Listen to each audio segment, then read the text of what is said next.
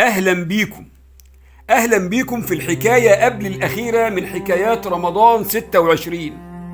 حلقتنا النهاردة استثنائية وعن شخصية استثنائية. حلقتنا النهاردة عن بطل اشتغل في المخابرات، بس مخابرات من نوع خاص، مخابرات للإيمان في قلب قصر فرعون. القرآن سماه رجل مؤمن من آل فرعون، وكان بيكتم إيمانه لحد ما جه اليوم اللي ما كانش ينفع فيه السكوت.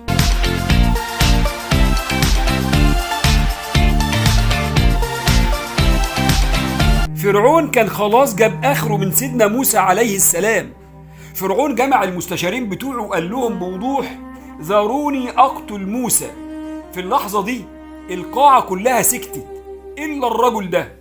ما قامش زعق ولا عمل ثورة، لكنه اتكلم بمنطق هادي جدا يخلي اللي قدامه يفكر.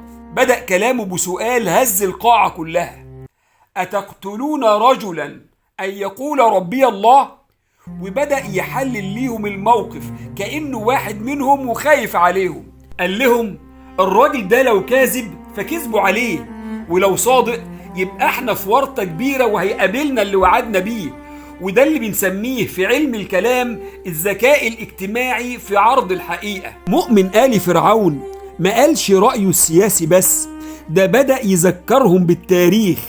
قال لهم: يا قوم، أنا خايف عليكم من يوم زي أيام الأحزاب، من يوم زي يوم قوم نوح وعاد وثمود. كان بيحاول يلمس قلوبهم من ناحية، ومن ناحية تانية يخوفهم على ملكهم.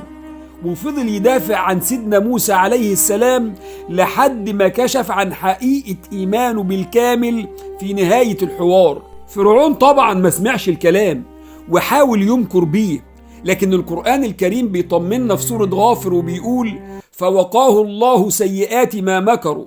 الراجل ده ربنا نجاه بإيمانه، وفرعون وجنوده غرقوا في اليم. الجميل بقى إن السورة كلها اتسمت سورة غافر، وأحيانا بتسمى سورة المؤمن تكريما لموقف هذا الرجل. الدرس اللي بناخده من بطل حلقة النهاردة إن كلمة الحق محتاجة شجاعة، بس محتاجة كمان حكمة في طريقة عرضها. شكرا لحضراتكم جميعا، واستعدوا للحلقة الأخيرة والختام مع قصة الأرضة وموت سيدنا سليمان عليه السلام.